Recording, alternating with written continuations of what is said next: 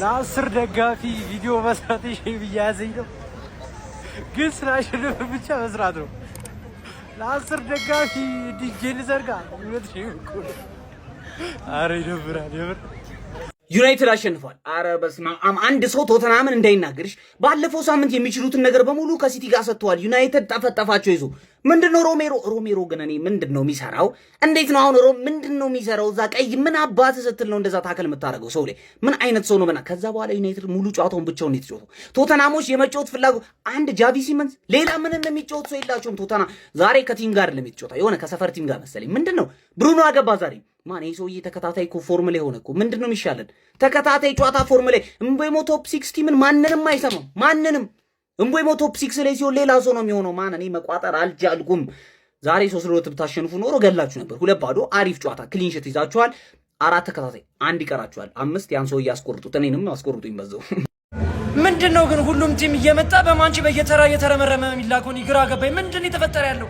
ቶተናም ሲጀምር እኛ ላይ ነው ተቀድሜ ተናግሬ ያልኩ። እኛ ላይ እንደዚህ አይነት የበከተ ፐርፎርማንስ እያሳየ ከአመት አመት ኧረ በጣም ነው የሚያስጠላው። ብቻ ማንቸስተር ዩናይትድ ግን እኔ ይሄ ሰው የአይናችን የፀጉር ሊቆረጥ ነው ምንድነው የታሰበው ነገር ነው ያልገባኝም። ቶተናም አሁን ቀይ ካርድም ሰበብ አልፈልግም። ማንቼ በቃ ለዝቶ አሸንፏል። ቀጣይ ዌስት ሃም አረጋገጠ በቃ ፀጉር ሊቆረጥ ነው። ካሪክ ምንድነው የፈጠረው እዚህ ቲም ላይ? ምንድነው የተፈጠረ ያለው?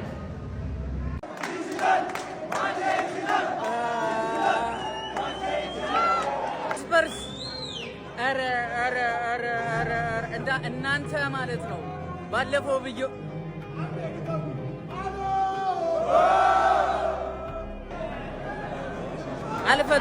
አልፈታሉ በቃ ቪዲዮ አላሰራ አሉን።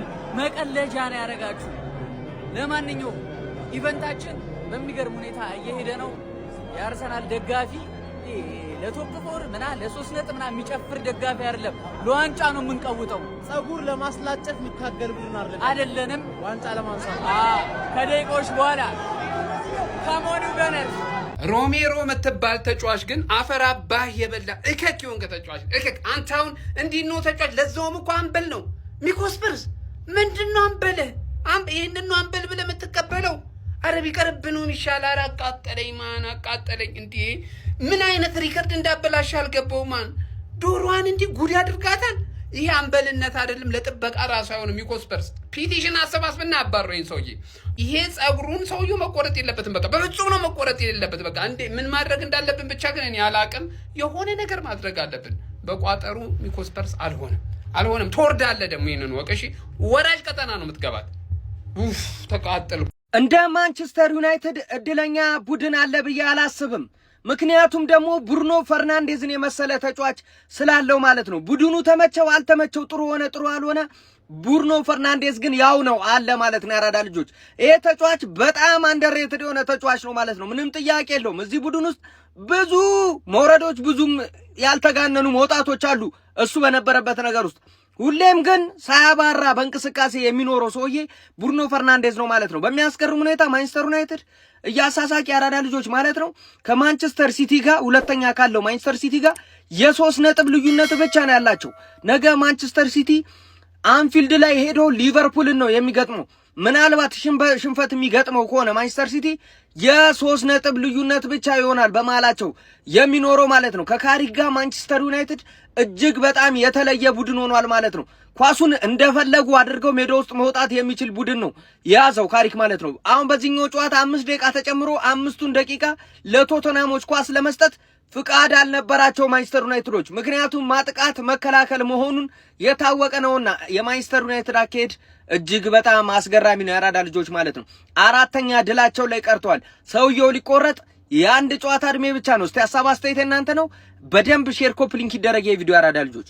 ይሄ ነው ማንቼ በስመ አብ ከሳምንት ዝም ብሎ ማሸነፍ ምንድነው? እኔ አላማረኝም ገሴ ነገር እንዴ። ሲቲ መጣ ጥግ ማስያዝ፣ ወያላው መጣ ጥግ ማስያዝ፣ ፉልሃም መጣ፣ አሁንም ቶትንሃም መጣች፣ አሁንም ዶሮዋን በላልተን ይሄ ከለንደን ክለቦች ጋር የሆነ ፐርሰናል ችግር ያለብን ነው የሚመስለው። ተከታታይ 3 የለንደን ክለቦች ነው ወያላው፣ ፉልሃም፣ ከዛ ቶትንሃም፣ አሁን ዶሮዋን፣ ቀጣይ ደግሞ ዌስትሃም አለች። ተከታታይ 4 የለንደን ክለቦች።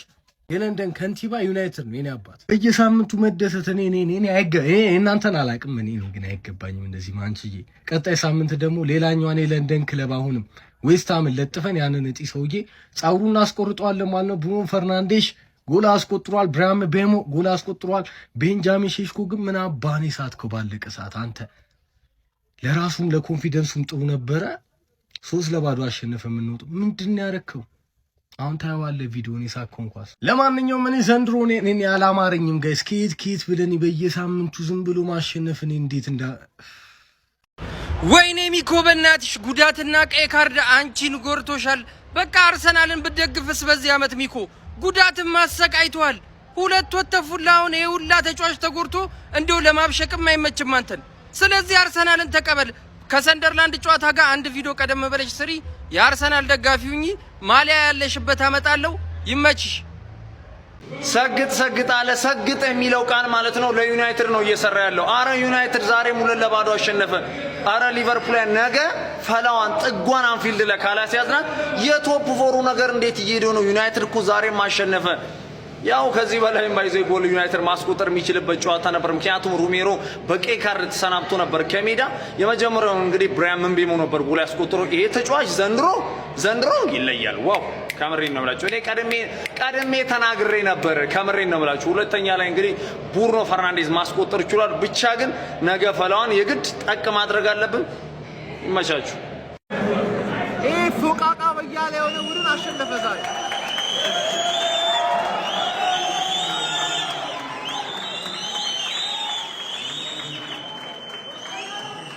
እናቴን ምንም ነገር አልተፈጠረም። እኔ ቪዲዮ ልሰራ ስለተነሳው ይኸውልህ ቪዲዮ ልስራ ፈቀረ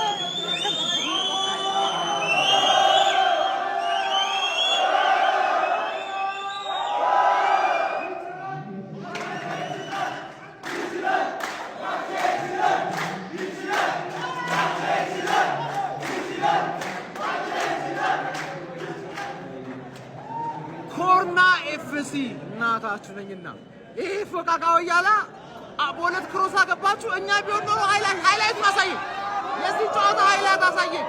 ብሩኖ ይችላል፣ ሮሜሮ ደደብ ነው፣ አለቀ። ይሄ ነው ሃይላይት። ገባ አይደለ?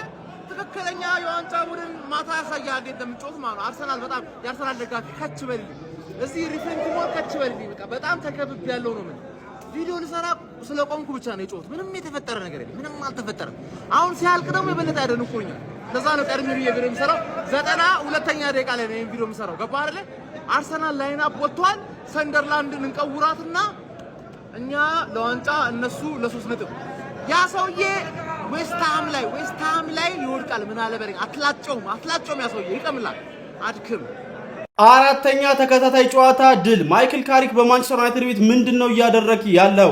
ቶተንሃም ሆትስፐርን በ25ኛ ሳምንት እንግሊዝ ፕሪሚየር ሊግ መርሃ ግብር በሜዳ ኦልድ ትራፎርድ ያስተናገደው ማንቸስተር ዩናይትድ 2-0 በሆነ ውጤት ከድንቅ የጨዋታ ፐርፎርማንስ ጋር ማሸነፍ ችሏል። በዚህ ጨዋታ ላይ ቶተንሃም ሆትስፐሮች 29ኛው ደቂቃ ላይ ክርስቲያኖ ሮሜሮ በጣም አግሬሲቭሊ በካዚሚሮ ላይ በሰራው ጥፋት ምክንያት በቀይ ካርድ ማጣታቸው በጣም እንደጎዳቸው ተመልክተናል። ክርስቲያኖ ሮሜሮ ይህን ያህል አግሬሲቭ መሆኑ ግን አግባብ ነው ወይ የሚለው በደንብ የሚያጠይቅ ይመስለኛል። በተደጋጋሚ በሚሰራቸው ጥፋቶችም ቶተንሃም ዋጋ እያስከፈለ ይገኛል። በዚህ ጨዋታ ላይ ለማንቸስተር ዩናይትድ ከቀዩ በኋላ ነው በቃ ጨዋታውን የገደለው ማለት ይቻላል። ከቀዩ በፊትም ጥሩ ፐርፎርማንስ ያደርጉ ነበር። የተሻለ ቡድን የነበሩት እነሱ ነበሩ። ከዛ በኋላ ደግሞ ይበልጥ በነፃነት ነበር ሲያጠቁ የነበረው። ብራያም ቤሞ 38ኛው ደቂቃ ላይ ማንቸስተር ዩናይትድን ቀዳሚ ማድረግ ቻለ። ይህ ጎል የተቆጠረበት መንገድ ትሬኒንግ ላይ በደንብ የተሰራበት ይመስላል። ሴት ፒሱ የመጣበት መንገድ፣ ሜኑ ፓስ ያደረገበት መንገድ፣ እንቦሜ የጨረሰበት መንገድ በደንብ የተሰራ ነው የሚመስለው። ከዛ በኋላ ብሩኖ ፈርናንዴዝ 81ኛው ደቂቃ ላይ ሌላ ቆንጆ ጎል አስቆጥሮ ዩናይትድ ይህን ጨዋታ 2-0 ማሸነፍ ችሏል። ማይክል ካሪክ በጣም የተረጋጋ ኮንፊደንት የሆነ የቡድን መንፈሱ አስደናቂ የሆነ በጨዋታ መንገዶችም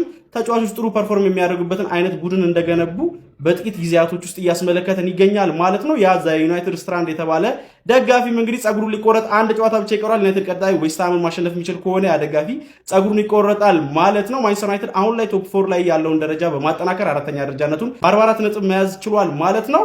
ለማንኛውም እናንተ ስለዚህ ጨዋታ ምን ትላላችሁ? ሀሳባችሁን ኮመንት ሴክሽን ላይ አካፍሉኝ። ኮቢ ሜኑ ይለይ ነበረ። በቶተንሃም ሆትስፐር በኩል ግን ቪካሪዮ ነበር ምርጥ ፐርፎርማንስ፣ ምክንያቱም ብዙ ስቴቮችን ነበር ሁለት ጎል ቢቆጠርበትም ሲያደርግ የነበረው። ለማንኛውም ስለ ጨዋታ ያላችሁን ሀሳብ አካፍሉኝ። የፕላስ ምልክቱ መጫ እንዳትረሱ። ኩክ ነው ያደረኳት ጆሮዋን ማለት ነው። ኩክ ቀይ ወጦብኝ ምናምን እያልክ እያነቃቀስክ ስትመጣ እንዳለ የሚኮስፐርስ ማለት ጭራሽ ድምጽን እንዳልሰማው ቀድሜ ኮሜንት ላይ ነግሬ ነበር። ስትዝት ምናምን ካሪክ እኮ ነው የማንቸስተር ዩናይትድ ተጫዋች እኮ ነው ማንቸስተር ነው ያዘው። እከከን ነው ወጣለ ማለት እከከን ድምጽ የሚባል እንዳልሰማ ቀይ ባይወጣብህ ምናልባት 4 ምናምን እናገባ ነበር። አዝነን ነው ቀይ ስለወጣብህ በሁለት ጎል የተፋታነ ማለት ነው። እንደውም ቶተናምን ሳይሆን ቪካሪዮን የገጠምነው ማለት ነው። ተጠቀጥኩ ነው ማለት ገለብኩ እመለስልሃለሁ።